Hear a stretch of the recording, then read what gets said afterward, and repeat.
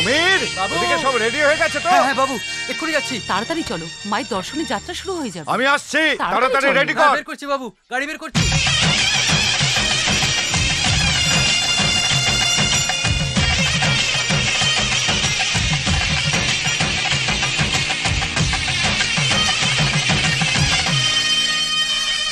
জয় মা নমস্তো নমস্তো, জয় মা নমস্তো নমস্তো।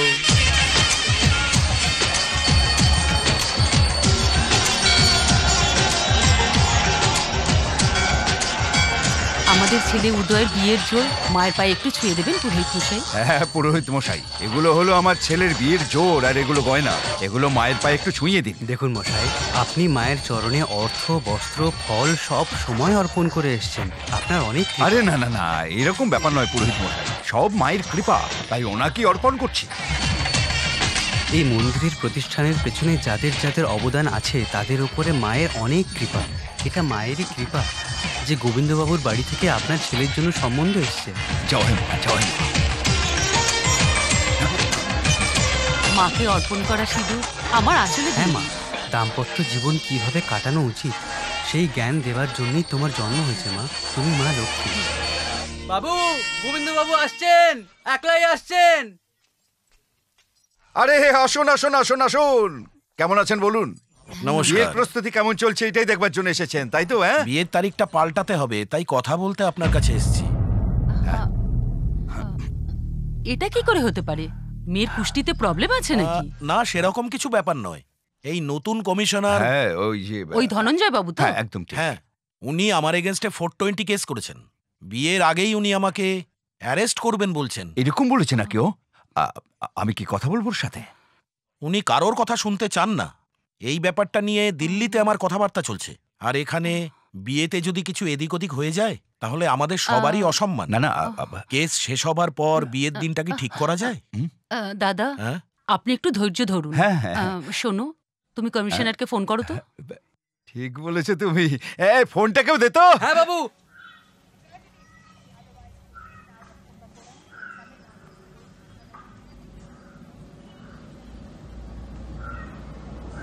এই বিয়েতে বিভিন্ন দেশ থেকে অনেক বড় বড় নেতা মন্ত্রীরা আসছে, আর অনেক বড় অফিসাররাও আসছে। সেই জন্য আমি আপনার সঙ্গে সিকিউরিটি নিয়ে কথা বলতাম। অনেক নামি দামি লোকজন আসছে, তাদের আতিথেয়তার জন্য বিশেষ ব্যবস্থা করতে হবে। আচ্ছা, তো আপনি ইউপির লোক? ঠাকুর বংশ? শুনছি আপনি পাত্র খুঁজছেন আপনার 2 মেয়ের বিয়ের জন্য, আর আপনি খুব সততার সঙ্গে কাজ করেন। পণ কত দিচ্ছেন? যেসব ছেলেরা পণ নেবে না তাদের সাথেই দেবো আমি আমার মেয়ের। কলিযুগে আপনার মতো মানুষ খুব কম দেখা যায়। আচ্ছা, এটা তো বলুন, আপনাদের পূর্বপুরুষের অনেক সম্পত্তি আছে? আমি কষ্ট করে পড়ে যে আইপিএস এর সার্টিফিকেটটা পেয়েছি সেটাই আমার সম্পত্তি। নমস্কার নমস্কার নমস্কার, বসুন বসুন বসুন। আমি আসতে দেরি করে ফেললাম না তো? না না না, আমিও এক্ষুনি এসেছি। এই খান খান খান, খুব ভালো বানায়, খেয়ে দেখুন। আসলে ব্যাপারটা হলো, ফোনে আমার বেআই মশাই বলছিলেন যে ওই যে গোবিন্দরাম বাবু। এক্সকিউজ মি স্যার, আপনি যদি ওনার জন্য আমাকে ডেকে থাকেন তাহলে আমি এক্ষুনি খাবার ছেড়ে উঠে আরে যাচ্ছি। আরে আরে, আপনি রাগ করবেন না, খেয়ে নিন, পরে না হয় অ্যারেস্ট করবেন। কিন্তু আপনি যদি বিয়ের পর অ্যারেস্ট করতেন তাহলে সেটা ভালো হতো। খুব বড় মানুষ উনি। শুনুন, আইন ছোট বড় কাউকে দেখে না। আইন অপরাধ যে করে তাকে ছেড়ে কথা বলে না। ওনার কার্যকলাপের সমস্ত তথ্য প্রমাণ আমার কাছে আছে। খুব তাড়াতাড়ি অনেকেরই মুখোশ খুলে যাওয়ার দিন এসেছে। একটু এই গ্রেভিটা দিন না। হ্যাঁ হ্যাঁ, নিন না। তুমিও অদ্ভুত কথা বলো। না, খাবার না। জন্য নিমন্ত্রণ করেছো আর কাজের কথা বলছো। একটু আগেই উনি বলছিলেন ওনার 2 মেয়ের বিয়ে উনি বিনা পণেই করতে চান। কত উচ্চ চিন্তা ভাবনা ওনার। হাতটা কোথায় ধোবো? হ্যাঁ, আসুন না, ওইদিকে আসুন।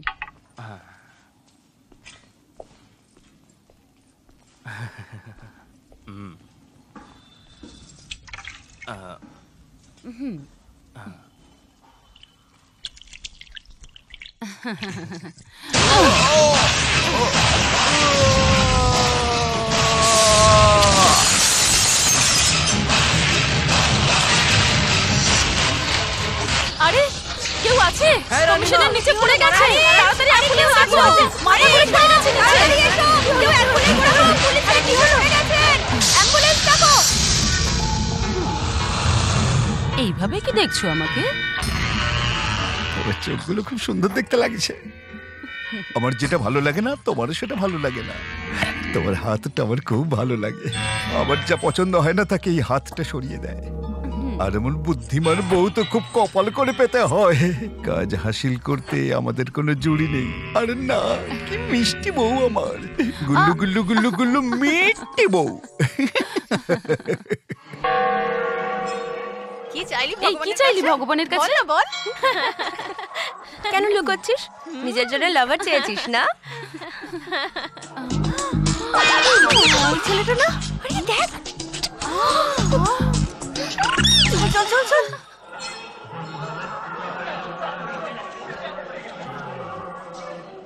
এই মীনাক্ষী ফোন করেছিল কি? না তো, তুই মীনাক্ষীকে ঠিকঠাক নাম্বার দিয়েছিলিস হ্যাঁ, তো? ঠিক নম্বর দিয়েছিলাম। আমার মনে হয় ট্রেনে করে আসছে। স্টেশনে সবাই ওর অপেক্ষা করছে, এখন ওর কোনো খোঁজই নেই। বাচ্চা ছেলের মতো কথাবার্তা বল। তোর যদি নিজের মা বাবাকে এত ভয় লাগে, আর ও তো মেয়ে, একবার ভেবে দেখতো। না, ও আসবে, আমার পুরো বিশ্বাস আছে। তাহলে তোরা তো টেনশন কেন? ফোন করে জিজ্ঞেস করে নে কেন পৌঁছলো না এখনো পর্যন্ত। আরে না, বাড়িতে ফোন নেই। যদি ওর ভাই ফোনটা ধরে নেয় তাহলে আমার আর কিছু।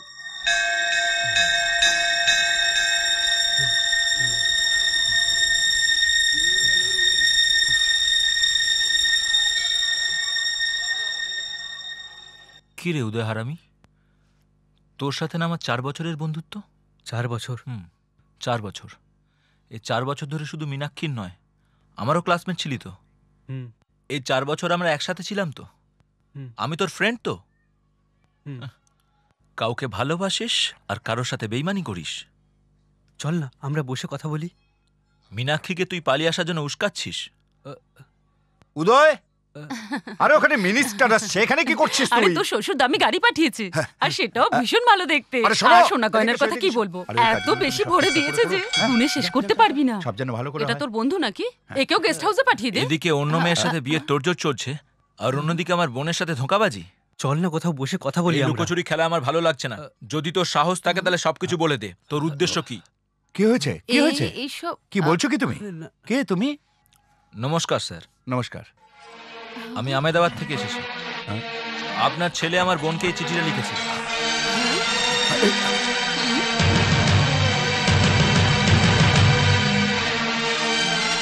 আমার বোনকে ভালোবাসাটা অপরাধ নয়, কিন্তু এই পালানোর ব্যাপারটা আমাদের পরিবার কখনোই মেনে নেবে না।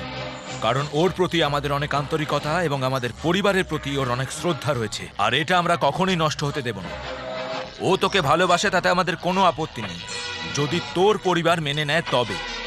আমার বোনের সাথে তোর বিয়ে দেওয়াতে কোনো আপত্তি নেই আমার। হ্যাঁ, সে তো ঠিকই আছে, চলো ওদিকে গিয়ে কথা বলি। ক্ষমা করবেন, লুকিয়ে চুরিয়ে কথা বলাটা আমার পছন্দ নয়। আপনার অবস্থাটা আমি বুঝতে পারছি।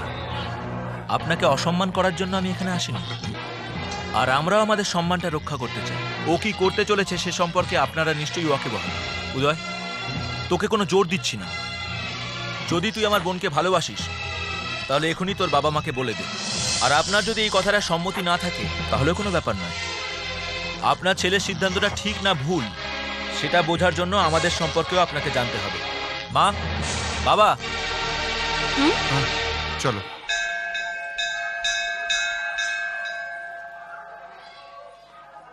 এই রকম একটা পরিস্থিতিতে আমাদের পরিচয় হচ্ছে, সেই জন্য আমি ক্ষমা চাইছি। আমার নাম আনন্দ রাও, মিউনিসিপ্যাল কর্পোরেশন অফ হায়দ্রাবাদে সেকশন ইনচার্জের পদে আছি। ইনি আমার স্ত্রী কমলা, ওই অফিসারই সেকশন অফিসার পদে আছেন। সদ্য নতুন একটা বাড়ি তৈরি করেছি, ওই বাড়িটা আমার মেয়েকে যৌতুক দিতে চাই, সেটা আমার ছেলেরও ইচ্ছে। কিন্তু আপনাদের সঙ্গে আমাদের কোনো তুলনাই চলে না। ঈশ্বরের দয়া সামান্য কিছু আছে। সত্যি কথা বলতে কি, ঈশ্বরের কৃপায় কোনো কিছুর অভাব নেই। মায়ের মন্দিরে দাঁড়িয়ে বলছি, আমার মেয়ে খুব লাজুক। আপনার ছেলে আপনার কাছে প্রিয় হলে আমার মেয়েও আমার কাছে সেরকম। সেই জন্য আমরা মেয়ের ভালোবাসায় বাধা হয়ে দাঁড়াবো না। আসুন না, বসে কথা বলা যাক। আসুন, আসুন, আপনাদের যা কিছু বলার আমার ছেলেকে বলুন। চলো আমরা ওদিকে যাই। চলো। সব ব্যবস্থা হয়ে গেছে তো? হ্যাঁ, শোনো বাবা, তোমাকে দেখে খুব বুদ্ধিমান মনে হচ্ছে। যদি আমার কথা শোনো, একটু ওদিকে গিয়ে কথা বলি। আরে এসো এসো এসো আমার সঙ্গে।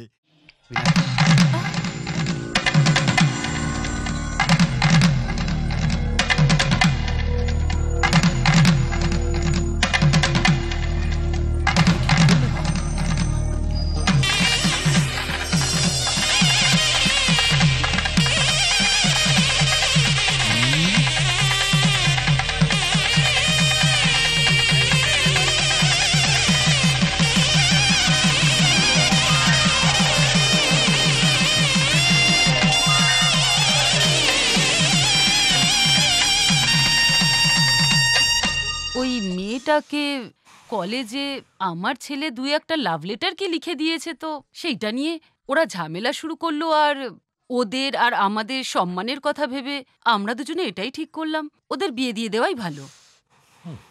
বাবা, হুম, তুমি আমার সব ইচ্ছে সবসময় পূরণ করেছো। এটা আমার শেষ ইচ্ছে বলতে পারো। হুম। আমার উদয়কেই চাই। যদি আমি কাউকে বিয়ে করি তাহলে উদয়কেই করব। আমি ওকে নিয়ে অনেক স্বপ্ন দেখেছি। আমি উদয়কে ছাড়া বাঁচবো না। I still love him. I need him. উদয়কে ছাড়া আমি বাঁচবো না বাবা। আরে ঐশ্বর্য! হায়, এ কি অঘটন!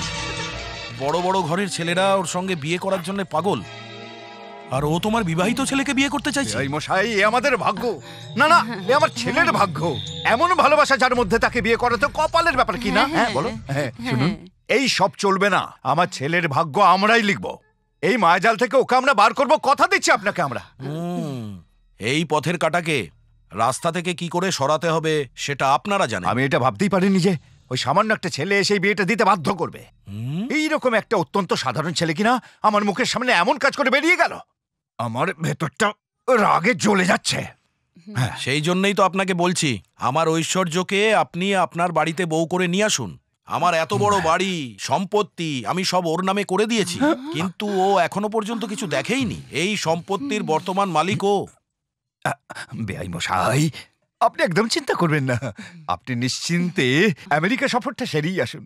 আর আরেকটা কথা ছিল, আপনি যে আমাদের ওই কন্ট্রাক্টের ব্যাপারে কথা বলেছিলেন সেটা নিশ্চয়ই দেব। আগে আপনার ছেলের সঙ্গে আমার মেয়ের বিয়েটা তো হয়ে যাক, তাহলে সবকিছু হবে। না হলে আপনাদের সামনে অনেক বড় সমস্যার সৃষ্টি হবে। আমার মেয়ের মনও পাল্টে যেতে পারে, এমনকি আমিও পাল্টে যেতে পারি।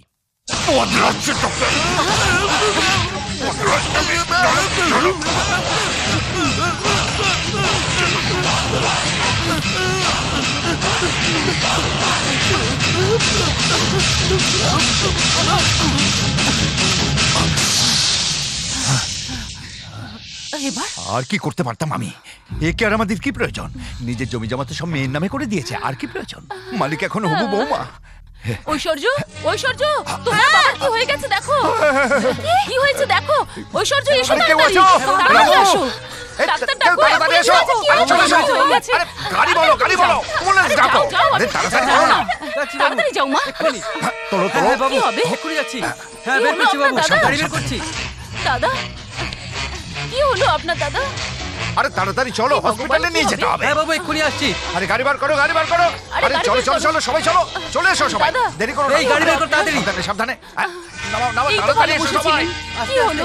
নাও, আরে হ্যাঁ, তাড়াতাড়ি করো, তাড়াতাড়ি। খোলো, খোলো, খোলো, খোলো, দরজা খোলো। তাড়াতাড়ি বসো ভেতরে। তাড়াতাড়ি এসো, গাড়িতে বসো। ফোন করো ডক্টরকে। আরে হসপিটালে যেতে হবে। আমরা ওখানে যাচ্ছি। আরে তাড়াতাড়ি। আরে এসো, এসো, এসো। হ্যাঁ, চলো, চলো, চলো, চলো। হ্যাঁ, বাবা কিরকম করছে? হ্যাঁ, ওরা বেরিয়ে গেছে। কি আর বলবো, কি আর বলবো? তোমার মতো বউ পেয়েছি কপাল করে, সারা পৃথিবী হাতের মুঠোয় চলে আসবে। স্বামী স্ত্রীর চিন্তা ভাবনা একই হবে এরকম খুব কমই দেখা যায়। হ্যাঁ। এটাতে আমরা এগিয়ে আছি। হ্যাঁ, একদম ঠিক। ভাবো, মন্দোদরি যদি ঠিকমতো হেল্প করতো, রাবণ পৃথিবীতে 1 নম্বর হতো। আর যদি লীলাবতী ঠিকমতো কোঅপারেট করতো, তাহলে হিরণ্যকশিপুকে কে হারাতো? এটা ঠিক তোমার কথা। তো কোনো তুলনাই নেই গো। তুমি তো সত্যি একেবারে পতিব্রতা, একেবারে সতী সাবিত্রী। আরে এইভাবে চিৎকার করছো কেন তুমি? আরে ও তো মরে গেছে, ভয়ের কি আছে?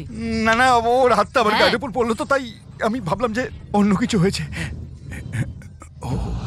আমরা যাকে মারবো বলে ভেবে নি, তার আর বাঁচার কোনো অধিকার নেই। হ্যাঁ ঠিকই বলেছো, কিন্তু মীনাক্ষীর ব্যবস্থাটা কবে করবে? দেখো, তাড়াহুড়োটা ঠিক জিনিস না।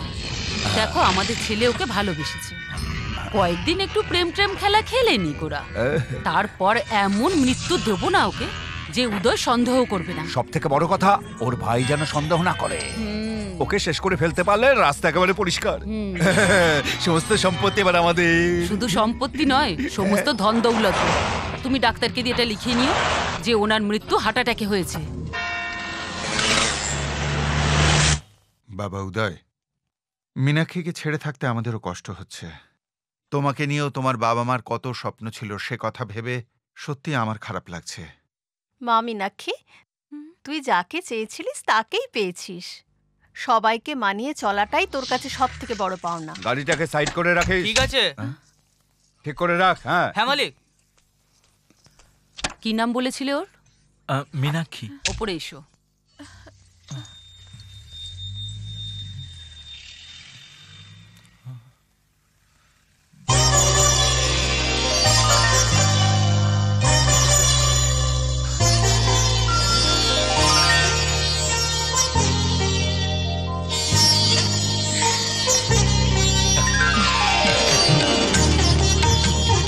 প্রত্যেকদিন মায়ের মন্দিরে গিয়ে যে প্রার্থনা করতাম, মা তার আশীর্বাদ স্বরূপ ওকে আমাদের কাছে পাঠিয়ে দিয়েছে।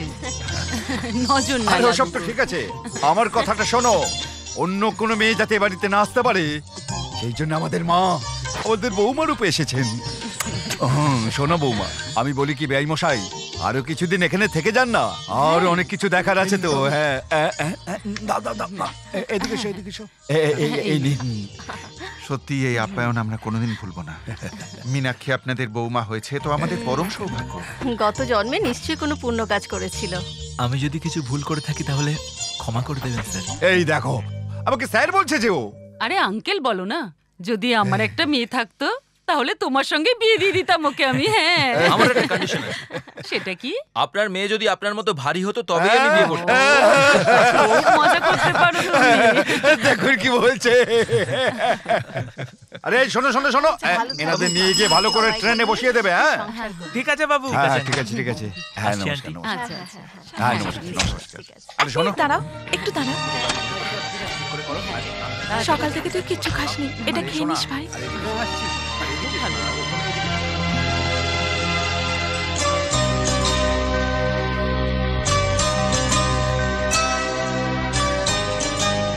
কি হলো বৌমা, দাদাকে খাওয়াবে? দাও, আমি ভাগ করে দিচ্ছি। এই না, তুমিও না। Bye bye uncle. বেশ বেশ। Bye, aunty. হ্যাঁ হ্যাঁ, বসো bye. বসো। পৌঁছে ফোন করিস। হ্যাঁ হ্যাঁ করবো করবো।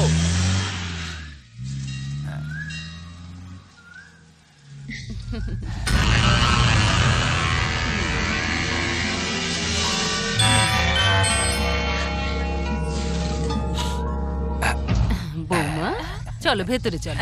এই আয় না।